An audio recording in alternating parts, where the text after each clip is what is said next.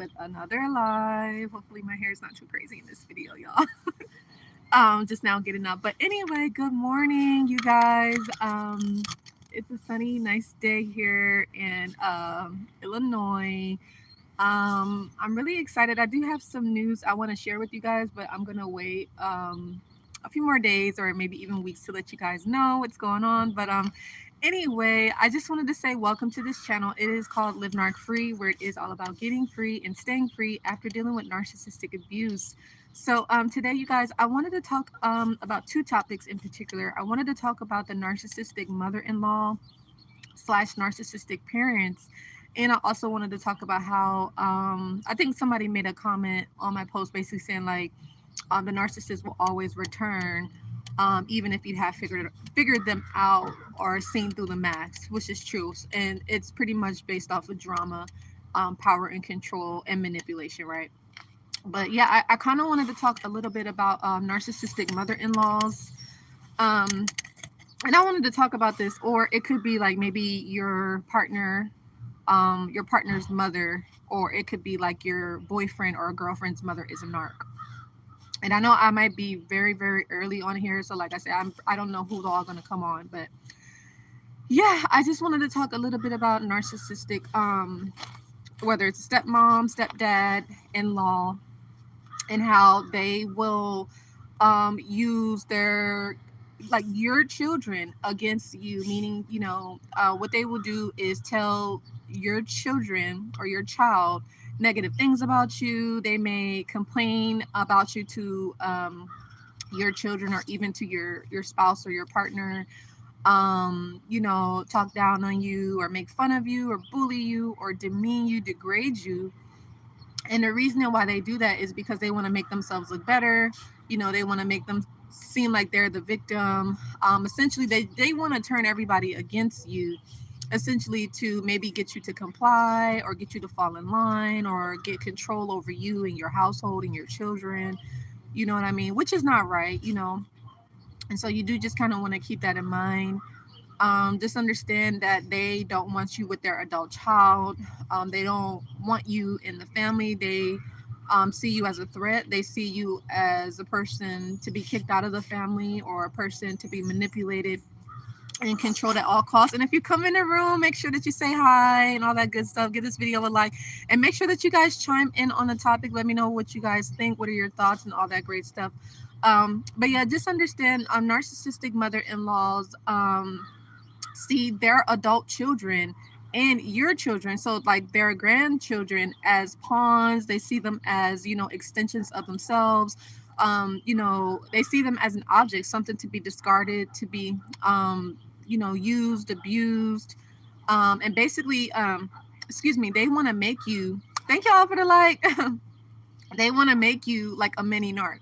And some of them they do succeed, you guys. Some of them they do succeed. And it's sad, right? It's a sad thing because it's just kind of like, really, like, I'm not trying to be controlled. I don't want you controlling me because I'm not controlling you. You see what I'm saying?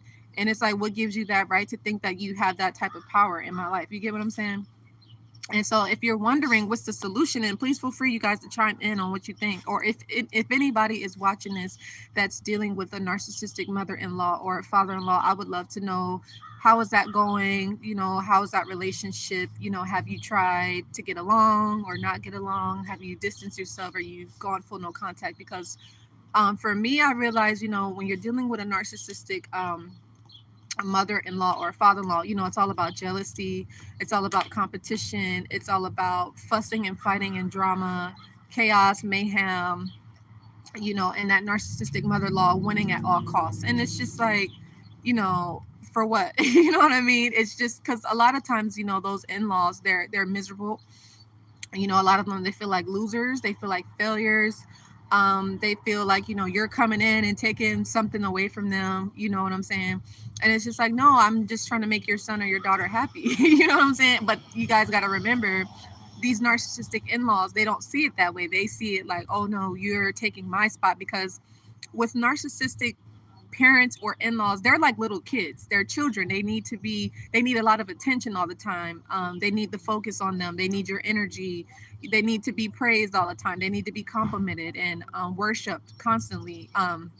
and they're very, very self-absorbed. And the other thing is, you guys, I don't know if I made a post about this, but they do something for you and they feel like maybe it's a favor, maybe they help you out in some way or they support you in some way.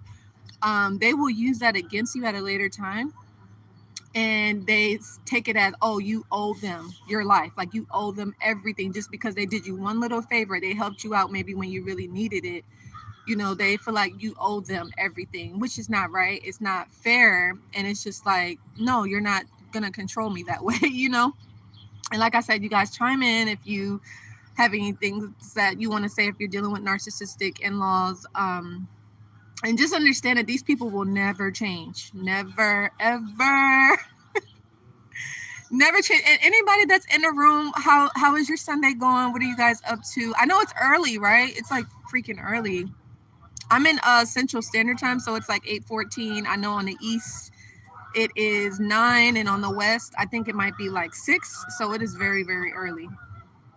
But yeah, you guys, just understand narcissistic in-laws. They don't mean well. They don't. And so if you're wondering, these birds are flying around. So if you're wondering, like, okay, what's the solution? What do I need to do? So one of the things that you have to do if you want to make sure that the narcissistic in-law does not come into your household and take control over your life, over your partner's life, over your children's life, is, you got to get on board with your partner. Like if your boyfriend or your girlfriend, if that's their mother or their father, and that in-law is intruding in on your relationship, maybe abusing you, mistreating you, putting you down, you have to have a conversation with your partner, and you guys have to come up with some sort of solution to say, okay, either we're going to set boundaries, we are going to say that this relationship is more important than this person trying to intrude in and take over our lives, basically, or control our lives or manipulate our lives. There has to be some sort of an agreement or a compromise, you get me, in that regards. And then, but if that partner is going along with that narc in-law, if they're siding with the in-law, if they're justifying it, if they're making it okay, if they're normalizing the abuse, then you have a problem. And that's when you have to decide, okay, so do I want to deal with this abuse? Do I want to deal with two people abusing me, whether it's the in-law and an abuse by proxy, because your partner is being abused by their mother or their father, and then by proxy they're going to abuse you because they can't take their frustrations and their anger out on you. I'm sorry, they can't take their frustrations and anger out on their mother or their father. They're going to take that out on you because they really don't want the conflict. They really want you and their parent to get along. But because the narcissistic in-law does not want to get along with you, does not want peace, does not want harmony, then there's going to be drama. So you got to figure out if it's worth it. You see what I'm saying? So yeah. Good morning, Love and Jojo. Hi. You said I agree with everything you're saying. Thank you. So Love and Jojo, are you dealing with a narcissistic in-law by any chance? And yeah, so welcome. Make sure that you guys do subscribe to the channel. Okay, subscribe, leave a comment, and yes, leave other feedbacks. What else do you guys think? And make sure that you guys are follow me on Instagram as well as Facebook, like my Facebook page, and follow me on my Instagram at livenarcfree.loc.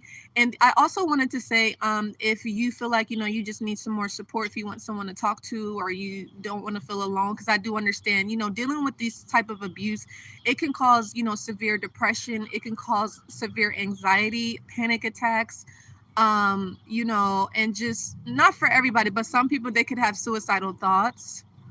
You know what I'm saying? So if you want to feel more like, included, like support, join my free Facebook support group. I'll leave the link below. Okay. But yeah, just be mindful. This in-law is like, they're against you. They're not for you. It doesn't matter like what they do for you in the beginning of the relationship, because I had an experience like that. Now I'll share more about it at a later time. But they'll love bomb you in the beginning, which is kind of like actually what my aunt narc did and the male narc that I dealt with. But they'll love bomb you in the beginning. This in-law will do this to you. And, they make it seem like everything is okay. You're a part of the family, you're included, they like you, or they want to get to know you.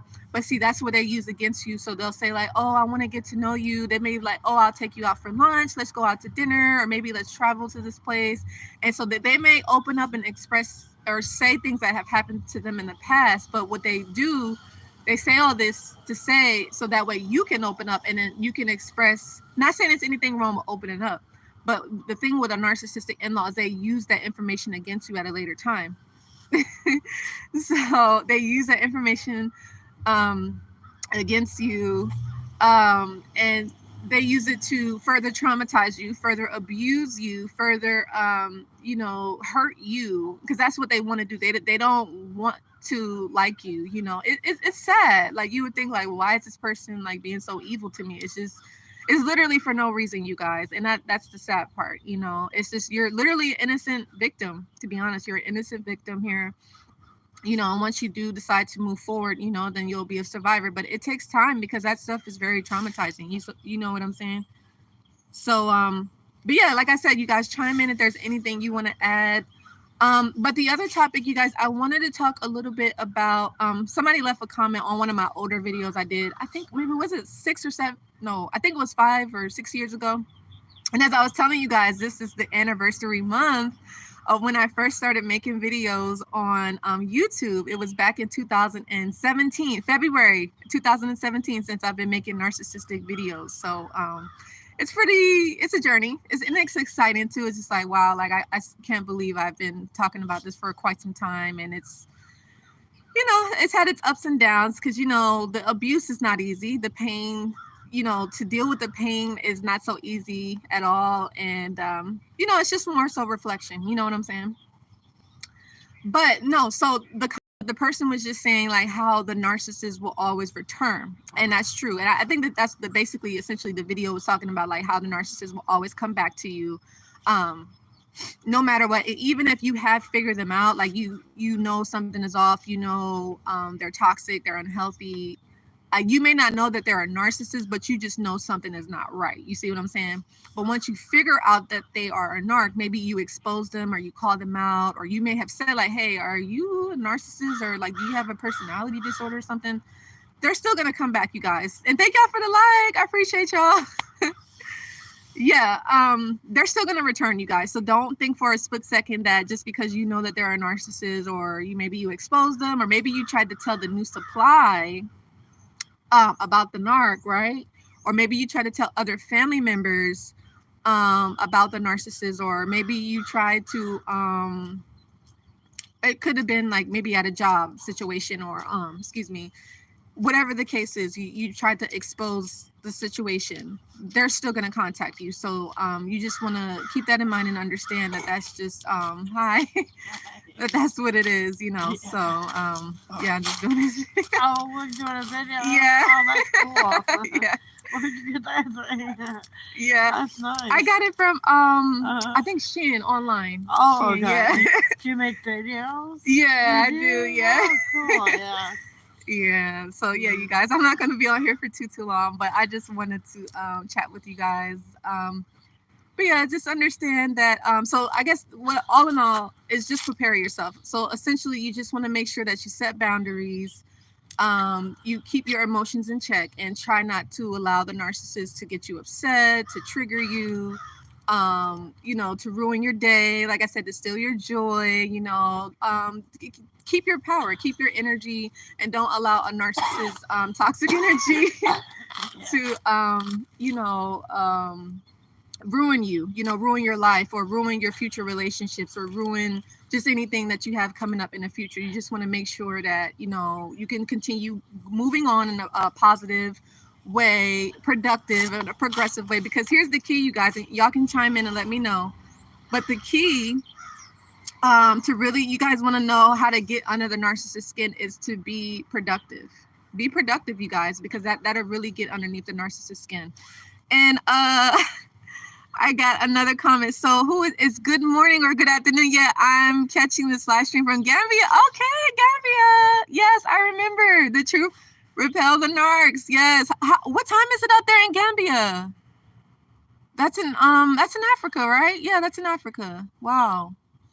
Thank y'all for tuning in on the live. I appreciate y'all. And also, I wanted to say, if you guys are feeling called to, if you would like to support this ministry with me talking about narcissistic abuse, mental health awareness, please feel free to leave a donation. It definitely does help with the channel and the continuation of these videos. And it also does let me know that it's helpful. It may be, it's helpful in regards to your healing, your recovery, or if you share it with a friend, it might help them. So you could do so at $Coach Joy 510, or you could leave the donation via PayPal, because that whatever you do give, it definitely does come back to you tenfold. So I just thought that I'd throw that out there, just but I do appreciate, for those of you that do it in advance, thank you so much. And you say yes. Okay, cool. What time is it out there in Gambia? What time is it, if you don't mind me asking? But yeah, that's basically all I wanted to talk about today, you guys. I hope that, if you're dealing with a narcissistic in-law, like I said, just try to keep your distance. If you have to apply the gray rock method, absolutely do so, or just stay away, because I know, during the holiday times, some of us, we could feel obligated to be around the narcissistic in-laws and talk to them, or maybe your partner is so attached to their mother, which I get, they could be emotionally attached to their mom and their dad, and they don't want to not talk to them. So you got to really just get your emotions in check and just understand that that's going to be the dynamic. Now, if you can't deal with that, then that's for a whole nother conversation. Maybe you guys might need to get into therapy or counseling, couples counseling, to kind of sort things out. But you have to determine if it's worth it for you, And I always say, I'm not trying to tell anybody what to do. I just give advice based off of what I've been through, So that's sort of thing. You said it's 14:24 in Gambia. Okay, what is that in normal time? Because I think, is that military time? I think that's military time. Yeah, that's military time. What is that in the U.S.? I'm in the U.S. over here. I've never been to the military. So, but yeah, you guys, I'm happy y'all came in the room. I appreciate you all. Appreciate y'all support. So, but yeah, understand. And here's the other thing. Excuse me. Narcissistic in-laws can hoover too. Let's say maybe you and your partner went no contact with the narcissistic in-law. Maybe your partner stood up for you and said, hey, you know what? I love my partner. I want to be with them. If you want me in your life, then you have to accept my partner. They're not going anywhere. You see what I'm saying? Now, if you have a partner that does that, you're lucky, because not everybody can stand up to their mother and father, because a lot of narcissistic in-laws, they like to get control over their children financially. And like I was saying earlier, they will turn the kids against your children, your babies. They will turn them against you, meaning they may do little favors for your children. They treat your children and your babies very, very well, but only to flip the script and say oh, well, mommy's not doing this. Why is that? Or mommy's not cooking this, or why is the house dirty, or why is this not being done? You know what I'm saying? Or they could be saying little stuff to your partner, again, to turn not only your partner against you and to turn your kids against you, where when the kids grow up, your kids will hate you, your kids will resent you, and they will end up choosing that narc in-law or their grandparent over you, and you're going to be miserable. So you want to make sure that if you're dealing with this, get a hold of it now, work on it now, and decide if it's worth dealing with. You see what I'm saying? Because you don't want to live like that. That's a miserable life. You know what I mean? You said 224. Okay, thank you, Love and JoJo. Appreciate you.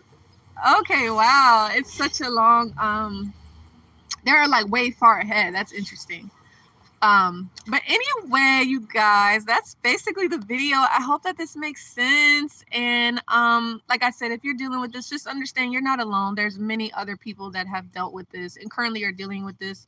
But just definitely don't be afraid to reach out for help. Don't be afraid to reach out for support, because at the end of the day, it's about you, your life.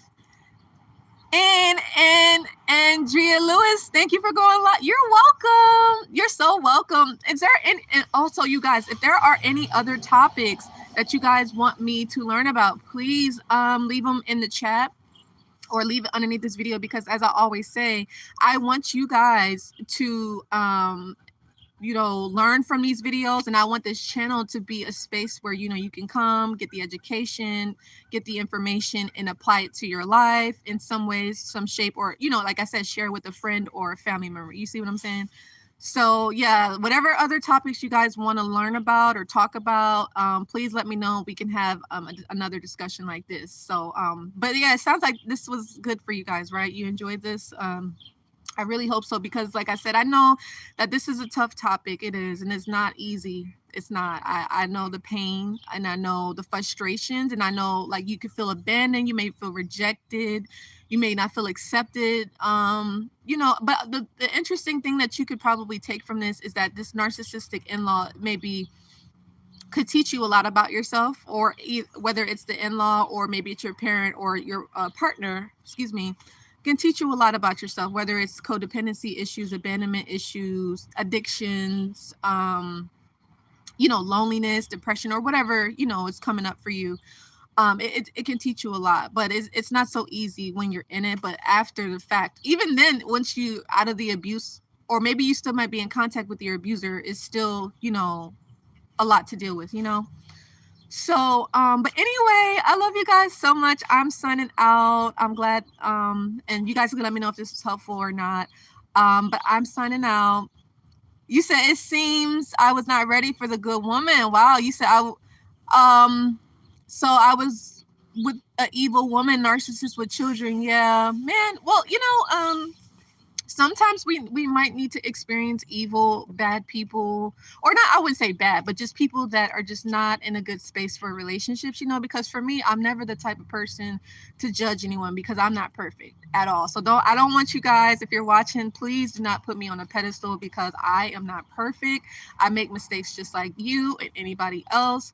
But one thing about me is that I love God with all my heart. I'm in love with God, and God is my provider. And I realized, like, God is my biggest fan. God is my supporter, and what He does is He brings other people into my life that do the same with me. I'm gonna make some other videos on that.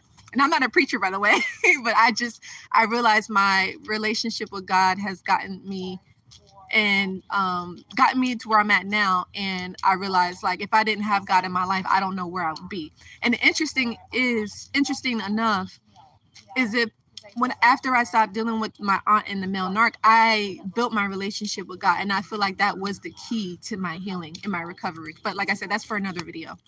But no, in regards to the true rebel with narcs, yeah, sometimes you're gonna have to deal with some evil narcissistic people before you can really learn to accept and embrace good people, good-hearted people, people that are kind, genuine, caring.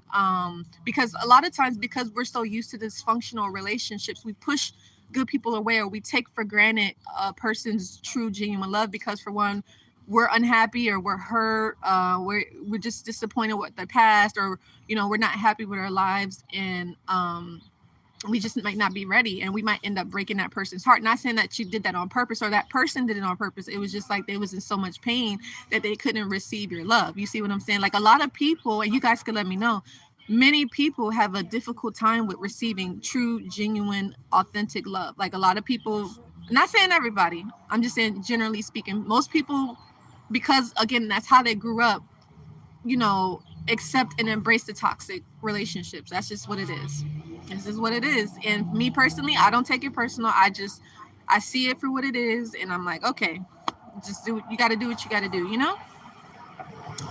But yeah, you said, Andrea Lewis, you said, same here. I became closer with the Most High after dealing with my ex-narc and his family. Okay, yeah, see?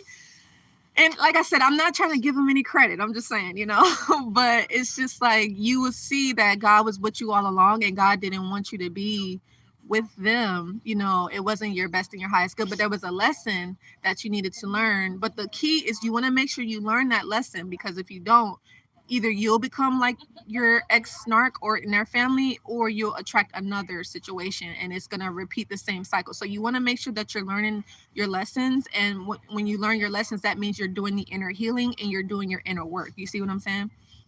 And it's not easy, because sometimes you may slip up and may be back in contact with the narc, or you might reach out to the narc, something, whatever the case is, or You know, maybe you could start dating somebody else, but you're not really healed, you know. And that's why I always recommend, you know, spending time alone, doing your own thing. Not saying you can't talk to people, but I mean, you talking to others is not going to heal the hurt and the pain. You know, it's more so a distraction. So it's like the sooner you heal, the sooner you'll be ready for your person, you know, your perfect match. Maybe it's your twin flame, your soulmate, you know what I'm saying? But the longer you resist it, the longer you like, oh no, I don't want to heal, or oh no, like I'm not ready, or you feel like, oh, I don't want to get support or help, or you know, stuff like that, then you know you kind of delay your recovery process, you know. And everybody's healing takes as long as they need. It's not like a certain time frame. You know what I'm saying? So you just want to be mindful of that, right? And Andrew, you said that's right. Yeah. So make sure you guys subscribe if you have not. I like I said, I really love you guys so much, and I appreciate all you do. Thank y'all for leaving comments, likes, shares, and subscriptions. And like I said, thank y'all for your support, and all of you, for those that have donated, thank y'all so much. And for those of you that have booked readings with me, I appreciate you so much as well. I really do love you guys. You really truly do mean the world to me. You said, I've been out of the relationship for 2 years. I've been enjoying my time, relearning myself, and getting close to the Most High. Okay, good, good. Okay. Yeah, and if you need to be out of the if you need more time, Andrea, take your time. You know, it's no rush, you know, and learn all you can about yourself, because the more you learn about yourself, the more you'll learn about other people. You know what you like, you know what you don't like. And you know, excuse me, you know what you accept, you know what you're not gonna accept. It's like you learn your deal breakers, you learn others, you know. And when you learn that, it's like less pain, less hurt, less wasted time, you know what I'm saying? And like I said, that's a step closer to, you know, you getting married, or you getting engaged, or you finding your one. But you got to take the time to heal, you guys. I'm telling, that's what literally helped me. Because if not, if I would have just got underneath somebody's like real quick, it's just like, no, you know. And even if you do, like, let's say you've done your healing for a long while, you still just got to be careful, because a lot of us people that watch this, a lot of us former victims and survivors, you might be an empath, right? You might be HSP, you might be introverted, and you might be a very caring, gentle person. But at the end of the day, people can use, they may be like, oh, they're super kind or whatever. They may try to use that against you. So you just want to make sure that you're using your intuition and your discernment, and take time. This is something that I learned. Take your time with getting to know people. Like, be friends with that person. Like, if it's somebody you're interested in, be their friend. I'm telling you, take your time. Don't be in a rush to get into a relationship, because the longer you can wait and get to know that person, the better. You know what I'm saying?